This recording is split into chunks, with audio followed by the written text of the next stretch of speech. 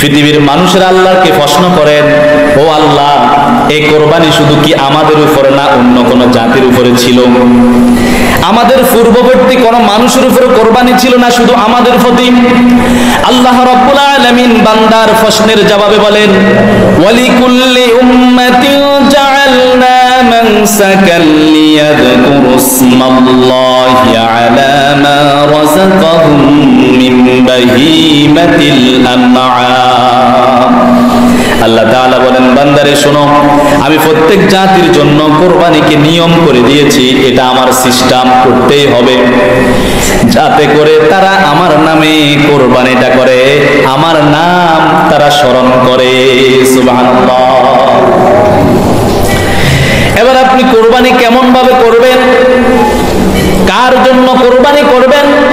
আপনার নিয়ত যদি সহি না হয়, আপনার ভিতরে যদি তাকওয়া না থাকে, আপনার কোরবানি আল্লাহর কাছে কবুল হবে না।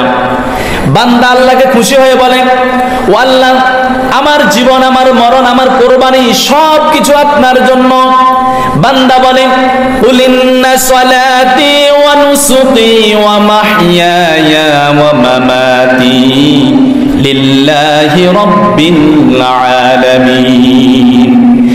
বান্দা কি বলল?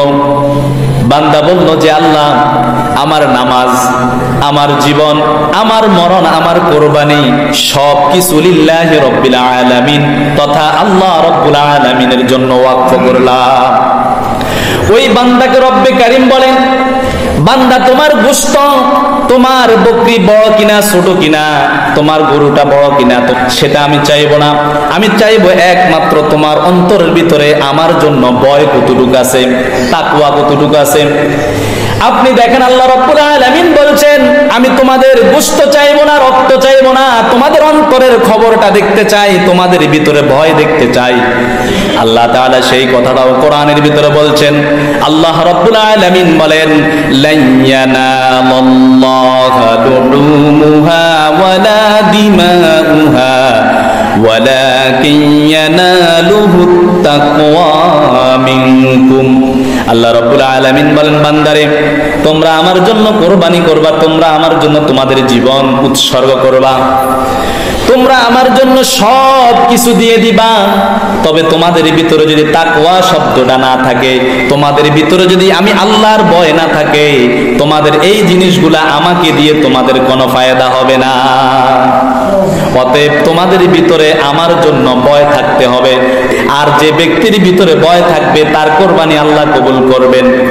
তাকওয়া কি জিনিস দেখেন, আল্লাহ রাব্বুল আলামিন বলেন, কোন বান্দা যদি অন্যায় করতে গিয়ে, পাপ করতে গিয়ে, ওই পাপ করা অবস্থায় যখন আল্লাহর কথা স্মরণ হবে আর সাথে সাথে এই পাপটা ছেড়ে দিবে, আল্লাহ রাব্বুল আলামিন বলেন, ওই বান্দার ভিতরে তাকওয়ার মতো সম্পদটা আছে।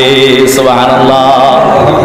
এজন্য রব্বে কারীম অন্য আয়াতে তাকওয়া সম্পর্কে বলেন, ইয়া আইয়ুহাল্লাযীনা আমানুত্তাকুল্লাহা হাক্কা তুকাতিহি ওয়া লা তামুতুন্না ইল্লা ওয়া আনতুম মুসলিমুন। আল্লাহ তাআলা এখানে বলেন, হে বান্দারগণ, হাক্কা তুকাতিহি, আল্লাহ তাআলা বলেন, বান্দা, তাকওয়া অর্জন করো, যত কিছু করবা এর আগে তোমাদের তাকওয়া দরকার, ভয় দরকার। যে ভয়ে তোমাদেরকে জাহান্নামী থেকে জান্নাতি করতে পারবে, যে ভয়ে তোমাদের রবের কথা স্মরণ করিয়ে দিবে, ওই ভয় যদি তোমাদের ভিতরে থাকতে পারে, এটার নাম হলো তাকওয়া। আর এই তাকওয়া যার ভিতরে থাকবে, আল্লাহ তাআলা বলেন, তার কোরবানিটা মহান রব পছন্দ করে নেবেন। সুবহানাল্লাহ।